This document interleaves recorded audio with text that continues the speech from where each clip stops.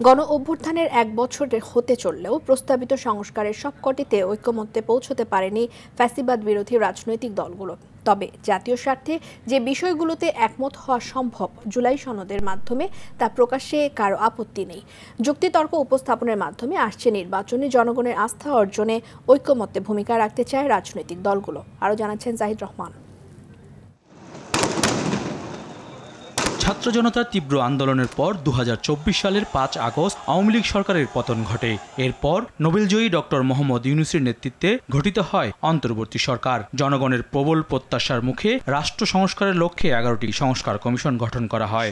জাতি এবং রাষ্ট্রের স্বার্থে বেশিরভাগ বিষয়ে একমতে পৌঁছতে পারলেও সংবিধান সংস্কার সহ বেশ কিছু গুরুত্বপূর্ণ বিষয়ে রাজনৈতিক দলগুলোর দ্বিমত এখন স্পষ্ট। জুলাই সনদ প্রণয়ন করা হোক, যেখানে এই গণ অভ্যুত্থানের মূল লক্ষ্যসমূহ সুনির্দিষ্ট থাকবে এবং সেগুলো অর্জন করার জন্য পথ নির্দেশ করা থাকবে। এখন কেবল বড় বড় কথা বলে কোনো সংস্কার জনগণের উপরে চাপিয়ে দিলে এটা তো জনগণের কাছে গ্রহণযোগ্য হবে না এবং জনগণের নির্বাচিত সরকারের কাছেও গ্রহণযোগ্য হবে না। অনেকগুলো বিষয় আছে যেগুলো বাস্তবতাই বিরোধ থাকতে পারে।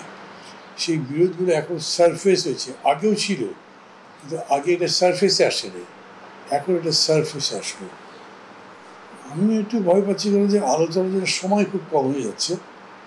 সময় নিয়ে আলোচনা করলে এটাও হয়তো নিষ্পত্তি হতে পারে। বাস্তবতার বাইরে গিয়ে সংস্কার চাপিয়ে দেওয়া যেমন যৌক্তিক নয়, ঠিক তেমনি জনগণের ম্যান্ডেট নিয়ে আগামীতে সংস্কার প্রক্রিয়া চালিয়ে যেতে চায় রাজনৈতিক দলগুলো। এনসিসি এরকম একটা বডিতে থাকতে হবে, নাহলে প্রধানমন্ত্রীকে ইচ্ছা মতো সব কনস্টিটিউশন বডির হেডকে করবেন নাকি, নিয়োগ দেবেন নাকি, তা তো পারেন না, হওয়া উচিত তাই। এইটাতেও একটা অ্যাডজাস্টমেন্টের ব্যাপার আলোচনার মধ্যে দিয়ে হয়তো আসবে। আর সবশেষে বলবো যে এইটা নিয়ে অত বেশি চিন্তিত নেই, কারণ প্রফেসর ইউনূস তো বলছেন যে যতদূর ঐক্যমত হবে ততদূর আমি করবো, যেটা হবে না সেটা পরের জন্য রেখে দেবো, তাই করতে হবে। জনগণও কনফিউজড, রাজনীতি যে আমরা যারা করি আমরাও কনফিউজড।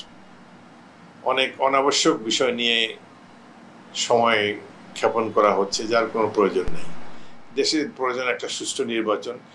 সুষ্ঠু নির্বাচনের মাধ্যমে যারা নির্বাচিত হয়ে আসবে তারা জানে কিভাবে দেশ চালাতে হবে, তাদেরকে এত সবক দেওয়ারও কোনো কিছু নেই।